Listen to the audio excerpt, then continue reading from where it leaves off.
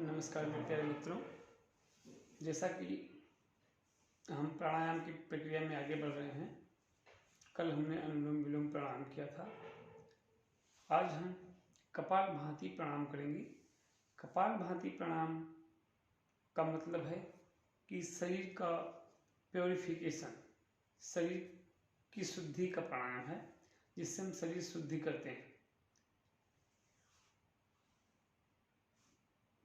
कपालभाति को कुछ योगीजन प्राणायाम से जोड़कर बताते हैं कि ये प्राणायाम प्रक्रिया है, और कुछ लोग कहते हैं कि ये शरीर शुद्धि की प्रक्रिया है। प्राणायाम जो हमारी प्राण शक्ति को स्ट्रांग करता है, और शरीर शुद्धि जो हमारी बॉडी में टॉक्सिन्स हैं उनको डिटॉक्स करता है, जो बॉडी में विजातीय तत्व हैं इनको बाहर निकालता है, शरीर की रोग प्रतिरोधक क्षमता को बढ़ाता है, आपकी इम्यूनिटी पावर को बढ़ाता है, आप हमेशा ऊर्जावान रहते हैं। आपके शरीर में जो भी व्याधियां हैं ये ना आ सकें, जिससे डायबिटीज, हाइपरटेंशन, सर दर्द, आंखों की समस्या, हेयर फॉल, एलर्जी, इन सब से बचने के लिए मोटापा, लीवर की प्रॉब्लम, फैटी लीवर, हार्ट की प्रॉब्लम, कोलेस्ट्रॉल, लंग्स का प्रॉब्लम, सांस की समस्या, इन सारी समस्याओं का अगर एक मूल निवारण है तो वो है कपालभाति। कपालभाति को, कपाल का मतलब आपका जो फोरहेड है, जो मस्तक है, और भांति का मतलब शाइनिंग। कपालभाति का मतलब है कि आपकी फोरहेड, आपके मस्तक में, आपके जो दिल और दिमाग है, आपका जो ब्रेन है, इस पर एक ग्लो, आप हमेशा ऊर्जावान हो। ये ना हो कि हम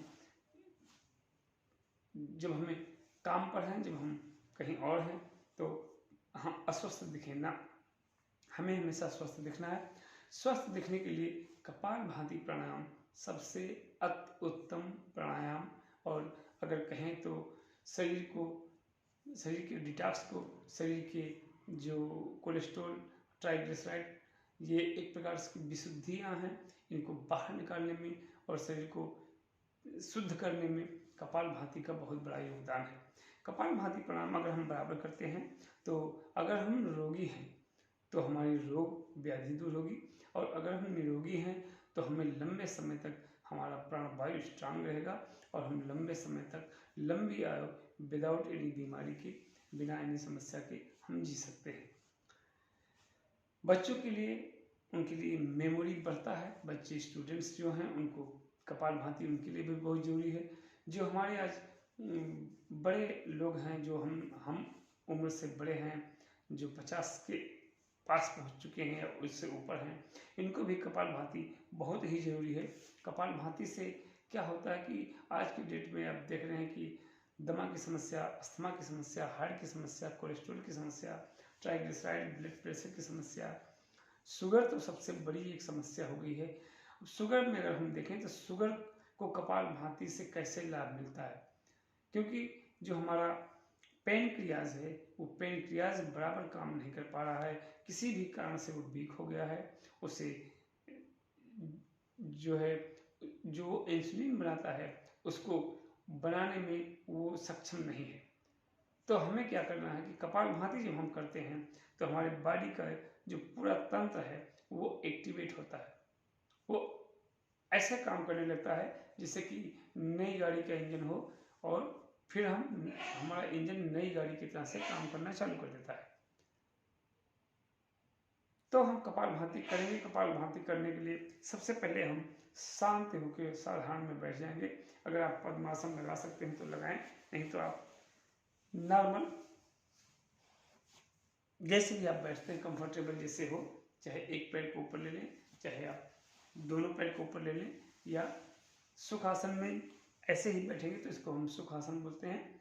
और अगर आप चाहें तो पद्मासन लगा सकते हैं। पद्मासन एक के ऊपर एक पैर को ऐसे लगाते हैं। तो जब हम पद्मासन में बैठते हैं तो हमारी जो रीढ़ की हड्डी होती है वो सीधी हो जाती है और हमारे बॉडी में आगे झुकाव नहीं होता है, जिससे कि जब आगे झुक के बैठते हैं तो हमें बैक पेन या ऐसा कुछ होता है, हमें समस्याएं बनी रहती हैं। तो हमें क्या करना है, कपालभाति में सबसे पहले क्या करना है, इससे हम नाक से सांस को बाहर निकालते हैं।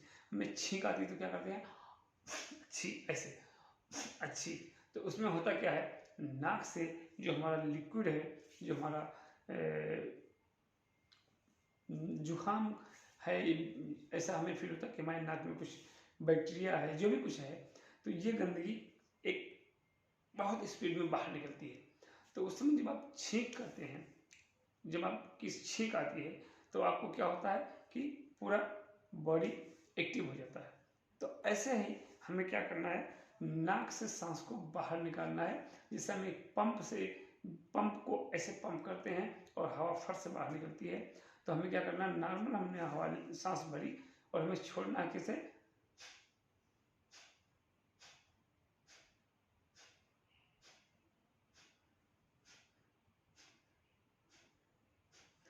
ध्यान रहे जिसको हार्निया की समस्या है, बैक पेन की समस्या है, जो हमारी माताएं बहनें प्रेग्नेंट हैं, या आपको हाइपरटेंशन की समस्या है, तो आप कपालभाति को किसी अपने योगाचार्य से या हमसे या आप किसी जो योग करने वाले व्यक्ति हैं उनसे सलाह लेने के बाद ही कपालभाति करें। और अगर आप स्वस्थ हैं तो आप जितना ही ज़्यादा कपालभाति करेंगे उतना और ज़्यादा बेनिफिट है। तो हम क्या करते हैं, नाक से सिर्फ और सिर्फ सांस को बाहर छोड़ेंगे।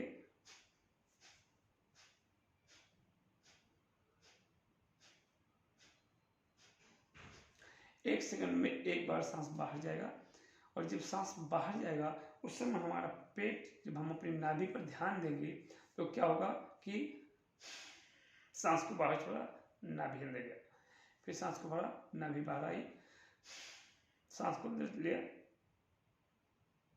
नाभि अंदर गया, सांस बाहर। तो हमें इस प्रक्रिया से कपालभाति करनी है कि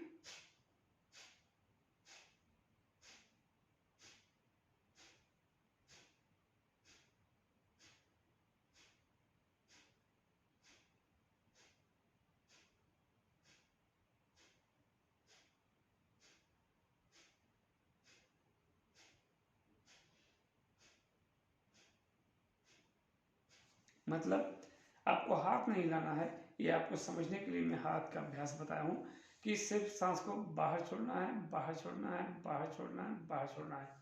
सांस ऑटोमेटिक अंदर आएगा और आप सांस को बाहर छोड़ेंगे।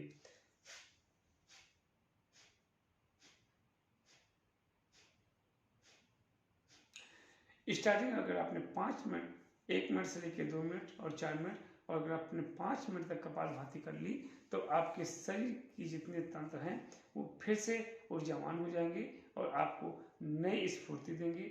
आपकी जो आपके अंदर टॉक्सिन्स है, बैड टॉक्सिन्स है, जो आपके अंदर एक प्रकार से कचरा है जिसको हम देख नहीं पाते, चाहे वो कोलेस्ट्रॉल के माध्यम से हो, चाहे वो गैस के माध्यम से हो, ये सारा कचरा बाहर निकल के आपकी बॉडी को प्योर करता है।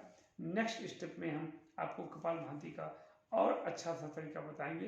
तो जो हमारे मित्र हैं वो अभी बैठना सीखें, सांस को बाहर छोड़ना सीखें, इसके कुछ बेनिफिट सीखें और फिर आप कपालभाति में एक कदम आगे आएं। जय हिंद, जय भारत। आप सबको बहुत बहुत धन्यवाद और नमस्कार।